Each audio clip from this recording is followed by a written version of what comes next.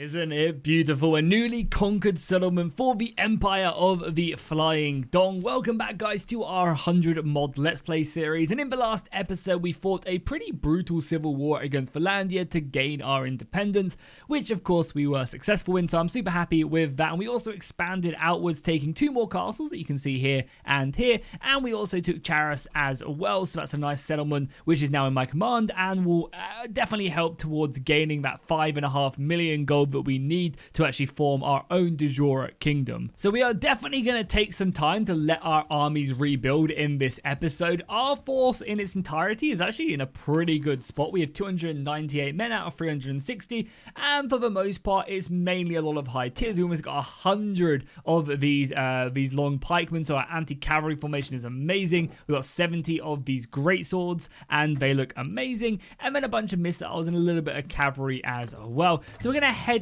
back, I think, to our main settlement over here. We're going to take a look at these cities in their entirety, make sure that none of them are doing anything they shouldn't be, and then we're going to probably look to maybe start another war. And there's a few options I can do with the next war. Is I could kind of pick on an enemy and try and bring them down. Like, there's definitely territory in the Northern Empire and the Western Empire that I desperately want, like conquering all of this. Expanding out here would be pretty cool and definitely make for a fun and interesting war, fighting someone different from Finlandia or the Azerai. We also could kind of go way over here and actually take on the Kuzites. They're very far away from us, so actually engaging on a front that isn't really directly adjacent to us is actually not a bad idea either. Or, of course, I could just start a world war, and I think we'll see how things are going. So there's basically a console command, if you don't know, where you can just click declare war all or something along those lines, and it just starts a massive war. Every faction goes to war with every faction, and things get pretty chaotic. I have had some people tell me that I don't necessarily want to see that, so we'll see how things go. I'm kind of still undecided for the most part, but maybe I will kind of have my my arm twisted a bit. So I've gone and recruited a bunch more men just to kind of get my party back up to size, and hopefully everybody else will be increasing their numbers. A lot of my companions are up to 123 men, 130 men, which is all good. I'm also hoping the rest of these guys can also take this time to build up their own army before we inevitably do go to war. And we have a few other mercenaries to take down as well. This is a pretty scary bandit group. This is Peter the Punisher. We fought him a handful of times. The main,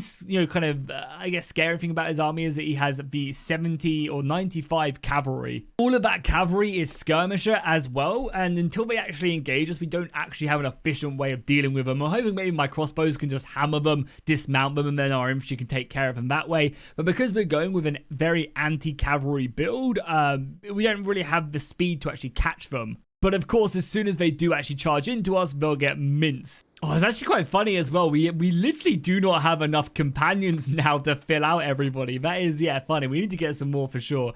Okay, so the main plan here is just to rush over to this bridge. If I can get onto the bridge, that will not be a bad idea either. We're just going to bring everybody over here and hope for the best. As I said, if we can get across the bridge, that is awesome because our pikes will be able to absolutely demolish them. We can have multiple lines of pikemen. I think we might just about get there, but it's going to be close. It definitely is going to be, we're going to have to really be quite cautious. But yeah, look at the army. And as I said in the last episode, I absolutely love the gold and white. I think it looks really good. Also, taking a look at some of their units, you can see that they are all really high-tier soldiers that we're fighting. Lots of, very, very scary punishers and other units that you don't really want to mess with. However, our pipeline should be enough to push them. Oh, their cavalry's coming in as well. Please get in formation. I'm going to try and block a little bit, keep them at bay for as long as possible until we can kind of set up. And there we go. This is what I'm talking about. The pipeline is perfectly positioned. I'm hoping my crossbows got back here. They're pouring in now. How's it looking? We are definitely taking casualties, that is for sure. Can we rotate and, get some shots off maybe? The pikes are doing great. The crossbows are now getting out. They're not really penetrating our formation. Obviously, one of the scary things is, of course, all the heavy infantry as well. So what I could probably do is get like one of these formations like here, run them around, and then we can completely outflank them. That could definitely be a good idea. So let's maybe give that a quick go. We'll come down here as well and just help out as much as we can. Are they here now? Are they here? They are. Okay, now let's push forward here. Let's see if we can break them through. There's still plenty of scary units. Lots of the cavalry are going down. We are losing a sizable amount of men as well whilst we are here. They are still struggling to break through as well. But yeah, again, this is to be expected. I think this is one of the better setups we could have had. Just because of the amount of scary infantry and cavalry that they have.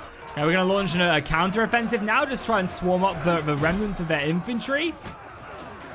Try and break it. And I think we have broken this now, which is good. Yeah, look at some of their weapons. They are very scary. Okay, that's the infantry dealt with. Now we're just pushing on the missiles. They're able to get a couple more kills. Because again, keep in mind that these are like elite archers. These are all apex predators and other sorts which are not to be messed with. Yeah, you got some of the blackguard in there as well. Very scary units. We're just going to try and disrupt them as much as possible. And then as soon as we get into melee, that should be all she wrote for the enemy units. Try and save our horse archers as well, the bloodhound. And there you go. We're ripping them apart now. And there you go. The last remnants of the apex predators are now being taken down. And that should be GG. We actually did end up losing 15 soldiers, but thanks to my high medic skill, only 51 of our wounded were actually properly wounded. So they'll come back, which is very nice, actually. The 15 brave warriors, though, will definitely be missed, and their families will receive a gift for fighting in the Dong Empire. Probably just like a fountain pen or something there generally, or maybe a voucher to, you know, your closest supermarket. And these battles are actually going to be pretty good as well, because we can, of course, take the prisoners wherever we need to, but we can also take the loot, and that's what I'm mainly looking for, because right now our main goal is just to make as much money as possible, which does kind of suck because we do also want the experience to upgrade our newly recruited soldiers. But I think money's more important, because I definitely by the end of this episode want to make it to the point where we are actually forming our own empire. And let's finish these guys off really quickly. I'm probably just going to auto resolve this one. Boom, that hopefully won't give us too many casualties. Yeah, we only lost 9. I mean, 9 is actually quite big. That's a little bit annoying, but oh well, it's fine. It is what it is. And a bunch more loot as well, which I guess we're going to sell. Okay, that's pretty nice. Another 250k. That's going to 100% help out. We were actually pretty close now to forming. I imagine the cost has gotten a little bit more expensive just because we've taken a couple more settlements. Yeah, so now it's 6 million pretty much on the dot and 1300 influence. We have the influence. We just need to make another, another million gold, and then we'll be in a good situation. Oh, nice. Our medicine also went up as well. Increase the hearth growth rate of your settlements. Now, that would be really good on the next level. However, unfortunately, it's on the governor stat, which is pretty useless to us. So we want healing bonus. They're actually literally the same, so it actually doesn't matter. So we'll just take whatever one. We also have a focus point as well. Again, getting to this would be nice, but I think the extra focus point literally does nothing. So I guess we'll maybe stick it. Yeah, let's dump it in tactics, because that's actually a pretty good skill to get up now that we have the ability to auto-resolve battles, and just getting better odds is not a bad plan of action. Yeah, I think I might also stick the tax rate up a little bit as well, because I am in need of money just for this small period of time. I might also decrease the encouraged mercantilism, because it does improve it and improve the caravan attractiveness, but we've kind of had that going for a while, so let's just do that, and that should provide us with a big boost to our income. I'm going to also make sure that we are taking care of the town. We're currently building a garrison barracks to encourage a better garrison. I will drop the 10k there just to speed this up, because this settlement is building stuff very quickly. And then after that, what we've got a military ground being built for more militia, which is fine. And yeah, we're gaining in everything, besides even prosperity, which is impressive. Okay, cool. So we'll leave that there. I'm going to head over to our other settlements now. Just make sure that they are producing the correct stuff, improving their walls to give them better defenses, workshops, and other forms of defenses. Over here in our Azurai settlement again, and I think what I might do is, yeah, once again, stick up the taxes here. Again, it's going to hurt the public order, but I think overall getting the extra money should be a pretty good idea. Oh, we also have some ransacking rabble as well, which we'll definitely look to take down, just clear out our lands from these guys. And wow, that auto-resolve is not in their favor. Why is it so bad? I mean, they have some decent soldiers in there. The rubber knights are very good. I guess everybody else is not very good. However, it is more money to take and sell, so again, working towards that kingdom creation is really nice. Okay, so we have sailed our way to Zenica now, and I wanted to basically not only, of course, attend every lecture because I am a knowledgeable man, but I also want to maybe reduce the funding we're doing on our crime network. Right now, this is our main base, and you can see we're spending a fair amount of cash to improve everything, and I might reduce it like all the way down, because we're spending 31k. That would pretty much, you know, half the speed at which we are upgrading stuff. You can also maybe upgrade. Yeah, we have loads of upgrades here, so we can basically upgrade everything because of it. And this should, again, make us tons of money. So let's stick this all the way to the top. That should, yeah, dramatically increase our profits and also allow us to get to that kingdom a little bit quicker.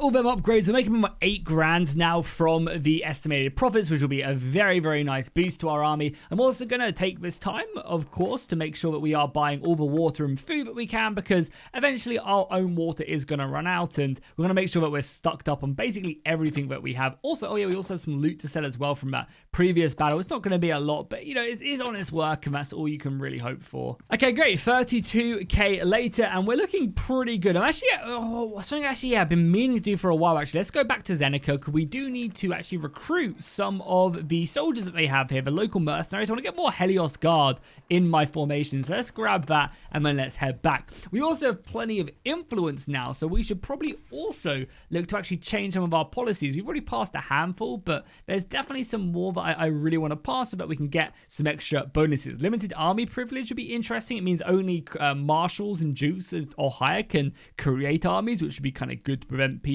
from forming their own armies that I don't want to. Not a bad idea whatsoever. Tribunes of the people. Towns pay less tax, but their loyalty is increased. Not bad when we expand our settlements. I definitely want Royal Guard, though, an extra increase of 60 soldiers just to my retinue.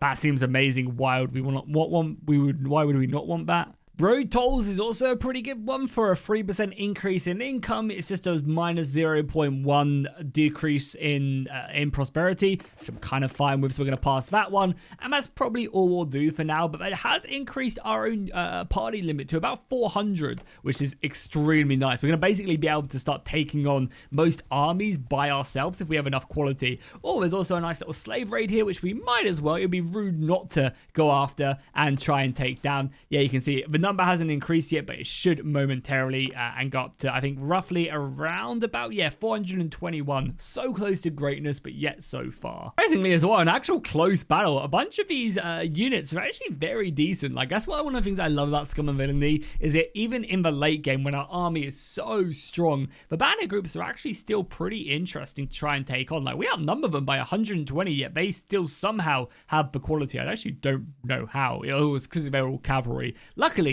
we have a completely anti-cavalry build, so I actually don't mind. My formation is absolutely impenetrable. My pikes are holding ready to receive whatever comes our way. They actually do have a decent amount of infantry, but yeah, it's mainly going to be that cavalry, which is going to cause us some decent issues, especially the slave masters. Yeah, it's all skirmisher, which is a bit annoying. But everybody else looks good. Oh, I love the Helios Guard shields as well. They look very nice with our new colors, for sure. Okay, I've managed to encourage them to actually attack my formation. I was harassing them. We're going to have to weather the Javelin Storm, and I am also pretty tempted just to move upwards. Yeah, that Javelin Storm was pretty deadly. But yeah, I'm actually pretty interested to move up because their infantry doesn't like it's moving. So actually, let's do that. Let's come up here. We are in shield walls. We should still be pretty well protected. And we'll go like there. Our crossbows can sit there with our 2 horses guarding our back. Crossbows should have a great angle now on their infantry. You can see they immediately form shield wall now that we've done that. And all their cavalry's coming at us. Reform. Pikes down. Oh my god, we're not going to be in formation. Oh no, they're going to get us just at the perfect time. Hold, hold, hold. Yeah, okay, let's just try and help out as much as possible. Swing our sword. Keep them in. Oh, that guy's head got flung off. They literally attacked us at like the perfect time as well. It was so unfortunate. An extra second and we would have been fully in position, ready to deal with them. I still think our pike formation is done perfectly. Yeah, I mean, look at that green. That's exactly what we like to see. And we're setting them back now. Their infantry's coming in. On the right-hand side, that number is going down. We'll make sure we try and take down any stragglers. It might not be a bad idea as well to actually set up like a secondary line. So we'll go to 6 infantry blocks and have a little line of men going all the way around. So if any horses do get through, there's another pike line. And I think that might be how I solve every one of my problems. Like, yeah, maybe they break through the first pike line, but then we add a second pike line. And then maybe if they break through that, we add a third pike line. And then maybe if they break through that, hear me out, we add another pike line. Now that would be something to watch. Okay, another nice little battle right there, clearing up our opponents, and we could recruit from a whole wealth of these. Yeah, you can see our soldiers. God damn it, we were so close to 420. That would have been the perfect number, but I guess what can you do? The remnants of the AI force does try to escape, and honestly, that's not bad odds considering we just cut them down. I don't really know what is giving them so much balance of power. I guess it's probably the slave drivers, but we're gonna auto-resolve this one, hope for the best. Yeah, we did lose 10 soldiers, kind of does suck, but hopefully it'll be worth getting all this extra loot that we can then sell, and again, get us closer to forming that lovely kingdom. Something that's actually worth checking as well whilst we're here. Can I not check it? Does it have to be my settlement? I was gonna say it's worth checking to see if we can usurp any other of these empire settlements here, but I guess we can't. I am, however, going to recruit some more mercenaries. We're going to spend that little bit of extra money. 65k is a lot, but that gives us a lot. It doesn't even give us that much. 28 soldiers for 65k is, yeah, pretty expensive, but I think it'll be worth it. Once they're upgraded to Helios Guard, there's going to be some extra infantry, because right now we have a lot, and when I say a lot, I mean it, of pikemen. And getting the extra, like, actual sword and shield infantry with the upgraded Helios Guard, I think will really round out our formation. Yeah, here we are. Let's take a look. So, yeah, we can usurp this castle now, which is great. That's perfect. I think these have all been given away. Yeah, they all look like my lords, which is fine. So, we'll usurp that, and we can't usurp anything else quite yet. It's going to be interesting, though, because once all of these are under my command, I should... in theory, just bring them all into my kingdom once we spend the 6 million. So, yeah, it's gonna be interesting to see exactly how that works. I've never done that before. That does also remind me I need to make sure I come over and check the ones that are positioned over in Valandia, because, yeah, boom, there's some we can still take, right? This is, you're no one of my kingdom. Just want to double check that's Durhart, yeah, so we'll definitely steal that from Durhart, or start claiming it at least, which is fine, cool. Just got to make sure we don't forget that stuff, because it is important. If you want it to stay loyal to you, it is important that you do make sure that you usurp them at any possible time. Speaking of which, I think our armies are looking good. Definitely my companion armies are looking very, very good. And that actually does remind me as well, we did just usurp a new settlement. So can I make this guy into his own knight? Because I do, he won his beautiful armor, but also I would love, love, love to get this guy into his own army, because we can have a few more. And wait, sorry, that's not what I want to do. About your position in the clan, I want to knight you, and boom, yeah, we can bestow upon him a knighthood or an estately property. Yeah, we have loads now. Interesting. Yeah, take an estate. I don't really care about the estate. So if that means that I can make you into a lord, I mean, I can create you an army, that's absolutely perfect for me. So let's do that. Now if we go to clan, and then we go down to party, create new, we should have, yeah, boom, we can now make this guy into his very own party. Now, granted, I don't really want to give you my soldiers. I guess you can take my crossbowmen. Don't really care about that. It's only 9 soldiers. I don't really want to give up anyone else, to be honest, but I guess you guys can go, and maybe you, and then you, and then we can just recruit another section of men. Yeah, the Helios Guard will be upgrading, and they'll be very good. Once I get up to the fully upgraded ones, that'll be perfect. Nice, I mean, you have 24 members, another 115 soldiers added to my court. We still have 1 more slot left, so... ideally, I want to get a few more companions, and then we can have 8 of my own parties roaming around. That's going to be brutal. Okay, so we should now have enough to form our own kingdom. Let's give that a go. I was really excited to see that, and yeah, we're now up to 6.1 million. This is going to make us pretty much completely broke, though. So I don't know if it's actually a good idea to now go into a kingdom, but let's do it. So we should. You lack the resource. It's gone up to 6.5. Why does it keep going up? We need another 500k now. I don't have a clue why. Oh, because we probably just claimed another settlement. Yeah, that's probably why.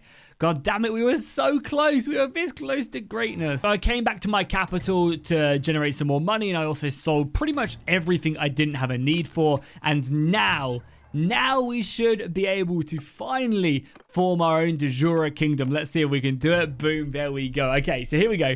Found a new title for your kingdom. The title would legitimize your position and allow the de jure domain of the kingdom to expand through de jure drift of dukedoms, as well as extending your influence, and your seizure funding a title will also increase your clan renown by 100. I mean, that doesn't matter. We have like 6,000, but everything else is perfect. Also, why is it so cheap? Maybe it's because like the kingdom's capital is here, and depending on where it is, that kind of affects it. Because yeah, that's now like 1 million cheaper. Either way, let's do it. And there you go, the dukedom of Gavar or the dukedom of Persia. I mean, Gavar has to be the proper dukedom right there. And there we've done it. Boom. So now, I think when we look at, again, this could be completely I've never done this before, but this could be completely messed up. When we look at this, Yeah, there we go. I am the king. I can grant these dukedoms and other titles now. I can claim titles, yeah, which I need to be doing. Does it reset them all? Maybe it reset them all. Okay. I can revoke titles as well and give them to other people. I can also, you not part of my kingdom? Who are you? Yeah, you're part of my kingdom already, so why can I claim his title?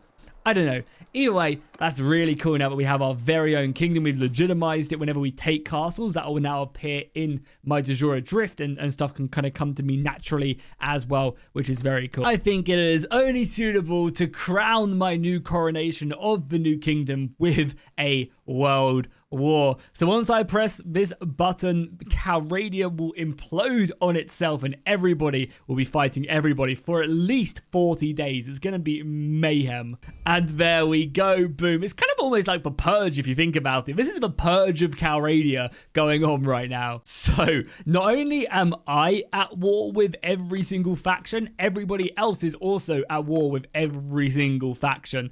So it's a bit annoying because we were actually allied with the Northern Empire. So I'm very sorry this new Lord of the Northern Empire who seems to get a new monarch every single episode. This does mean, though, we are fighting 20,000, that's 30, that's 50, that's 70, that's 90, that's 110, that's 130,000 soldiers plus these. So it's like 140,000 soldiers that we're currently fighting in this mass world war. Yeah, this is going to be brutal. So first things first, we need to not only get rid of all these pop-ups on the right-hand side, but also accumulate all of our soldiers into one big army. We maybe will split them up later on, but I want everybody as close to me as physically possible because a lot of people are gonna go to war very, very soon. So our main issues, I think, in this war is going to be if everybody gangs up on me. Like, we could be attacked by basically every single faction around me, which could be pretty scary. I'm going to probably make my way towards this castle immediately, try and snatch this.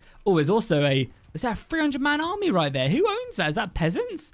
Oh, it's a revolutionaries. Okay, well, you guys do what you want to do, I guess. There's also a 900-man peasant revolt. Oh my god, it must have just like spawned all these peasant revolts everywhere. Did it spawn it everywhere? I'm going to cheat quickly and have a look. Are there like massive parties everywhere else now, or is it just my lands? It looks like it's just my lands, right? I can't see any... There's a few like angry mobs around and slaver guilds and stuff, but there's no like mass revolutionaries that have just popped up. What about maybe over here in the north here? Yeah, okay, well, I guess first things first, let's deal with the slaver revolutionaries first. Where were we? Right here. Let's deal with these slaver revolutionaries first because putting them down is going to be very important. This is also actually really good training for the soldiers. A lot of my companions probably don't have the fully highest tier upgraded army quite yet, and doing this is actually going to help out. We have also been lacking a bit of a challenge, I'm not going to lie, in these past couple episodes, so it will be really interesting to see how it does pan out. Why have everybody gone into one group as well? Where have my missiles? I still have missiles. I just have this many soldiers. That is crazy how many soldiers I actually do have. I really should split them up into low and high tiers now as well. That's fine. We'll let our main block go. And again, they still have 300 men, but it's going to be... Let's have a look. Are they low quality? Probably, right? Yeah, they're basically like some have shields, a few of them have armors, but I doubt they're going to be able to even penetrate my armor. Some of the brave soldiers are also pushing forward as well. Look at them go. Some of my pit champions just moving around, and the rest of the boys should arrive with the majority of the army. Brave soldiers, though. I'm excited to see if they can actually hold on. And I bet a few of them have gone down. I think the ones that have run forward, I just got overwhelmed by the lack of quality. Everyone else, though, should dissipate very quickly. I'm like decapitating like 4 people at once with this swing. That's how lightly armored everybody is. They even have some archers back there as well. What the hell do they expect these bowmen to do? But again, these are, revolutionaries. These are the towns rising up against me to support me. I guess the trigger is something to do with, like, if I go to war with their previous faction of people who owned them beforehand, they want to like rise in support of them, which makes sense. That's actually a really cool feature. Like, the people are still loyal to their previous lords, but now they're rising up against me because I'm fighting them. Unfortunately, their revolts are not going to be successful because I could do this all day. We lost how many men? Wow, they actually managed to kill 3 of my men. Wow, pretty impressive, actually. Unfortunately, though, that is definitely where they end. There is no more hope for them. Oh, we actually got a Helios Guard as a companion. Okay, make sure you give me some names down below in the comments, and I'll pick one and add it to him in the next episode. Literally, now that we don't really care about money, now that we've made our de jure title, I'm probably just going to use all of this for experience, because why not? We have soldiers that need to upgrade, and I'm sure my companion armies also do. So we're just going to grab that and kind of go on our way. Want to make sure as well we do catch any of these other stragglers if we can. There are still a few of them kind of roaming around. This 900-man peasant revolt will be a nice little engagement. They are running from me though, so they can't be too good in quality. Ideally, what I want to have happen is I want to try and grab all of them. That would be very cool if we could grab like all of these in one big battle. That we're going to be able to, but let's continue to pursue them. Maybe we can grab a handful of them. Oh, so we're going to be able to grab this one. Oh, perfect. Cool. Let's definitely help the... Actually, let's not get involved. And then as soon as whoever wins this guy, I don't really care. And then immediately jump on them. Wow, it's not even worth our time. It really isn't. Like 800 versus 900 and Banner's power is like this. We're just going to auto-resolve this. It's just not worth it. It's not worth the time to kill them as they go down. No one really I care about, and yeah, we put down these peasant revolts very quickly. We're going to take the time though to upgrade our army so that when we disband all the loot, we still get the 20,000 loot, and we kind of go from there. Now everybody can join me, which is good. Our army is looking pretty strong. There's another peasant revolt right there I don't really care about. None of our land is under siege yet. We have a party up here of 114 men. I don't really know what they're up to. We're going to head north, and we're going to try and start sieging this castle, I think. Oh, nice as well. Some of our lordships. So the lordships of this have now gone into our control, apparently, of Jamaris. Don't really know I was doing that, but hey, I'll take it, I guess. But yeah, let's head up north. I would love to conquer this castle, and also, what the hell's happening here? Okay, they just defeated them. That's fine. Can we maybe catch that lord? There you go. Yeah, I'm going to help out here, of course. Again, a battle we don't really need to fight. Just going to auto-resolve that one. No real loot we need. Again, don't need that. We'll take the 2,000 whatever right there. I'm going to probably immediately siege this castle. We only have 130 defenders, so we should make quick work of it. We have 1,200 men. Oh, wait, they just got a bunch of reinforcements from the revolutionaries. Okay, that's fine. But yeah, I just need to kind of conquer some land quite quickly so that we can then play whack-a-mole. As you can see, like, our settlements are going to be under siege, and they're going to be under siege very quickly. So I want to try and conquer this quickly before we're split too much. Like, if I'm having to defend Azerai lands and then Charis all at the same time, it's going to be a little bit difficult. Granted, I can use the boats. I can use boats to traverse. But yeah, I think that's fine. Definitely one of the more interesting things as well about this war is not how it's going to affect me, but how it's going to affect everybody else, because everybody's fighting everybody, right? Remember? So like, how are all the other factions going to survive? Is like a few of them going to get ganged up on? That's going to be very cool to see. We have also been lacking a challenge for some time as well, so that's going to be, yeah, good to have that many men actually fighting us. I mean, yeah, we are technically fighting 130,000 soldiers, which is a pretty cool YouTube title. I'm not sure if this is something that they fixed as well, but you used to be able to actually climb up on this settlement and get inside the fortress. I'm not sure if they patched. No, it doesn't look like they have. Yeah, so you can actually climb up on this side and make your way down into the settlement, and that's it. Boom, the settlement has been sieged. Imagine taking 20 good men. I'd be able to hold this position for a long time. Let's also make sure we take these guys out before they try and overrun us at all. Because yeah, we want to get. Oh god, they've got some archers up there. Let's block that. Okay, there's a few of them. Luckily, they've got bad equipment. I want to keep them a bit busy so they're focusing on me, and everybody else can start doing work. But yeah, here we go. We're gonna really cut them down. This is a very cool settlement as well, because if you look at it, they've got the archers shooting down from up on that tower, which adds a decent amount of extra survivability for them. I'm going to try my best to maybe pick out one or two of them, a little bit high right there. We can also take the high ground as well. It's a little bit too high. Let's get into a better formation so we're not shooting directly up at them. Yeah, we'll utilize this. We're shooting a bit more straight. Definitely want to kill that guy with the rock. So yeah, we'll hit him right in the throat. Move on to the next. Probably the crossbow next, I think. A little bit too high. Make sure we take cover. And I mean, we're going to go for this guy again. I don't want that rock can do a lot of damage to me. So we're going to make sure that he isn't able to throw that bad boy down. So another angry cook. They're using everybody they can in this battle right now, trying to defend the settlement. It's going to fall though very quickly. It's another guy down. Make sure we take down the cooks. I like how the cooks are the ones grabbing all the boulders. It's not like the guys who actually have good equipment. One thing you can also do when you get up here is you can also jump up here as well, go directly behind them, and just start swinging. Granted, you are vulnerable to like the archers there, but besides that, you just help out massively break through this entire position. It's not a very well thought out castle. It's really one of the only Bannerlord castles I've run across where you can do all of this. You can also, if you want to, get shot in the face. No, you can also go around here as well and clear this entire section out without having to go up the main defensive attack point. But I love our golden armor on our infantry. It looks so good. It really does. We 100% chose the best colors. Yeah, the main bulk on the right hand side. Seemingly a pretty bloody affair, but we're only just breaking through that position right now. I mean, granted, now that it is taken, it's over. They have a handful of soldiers left.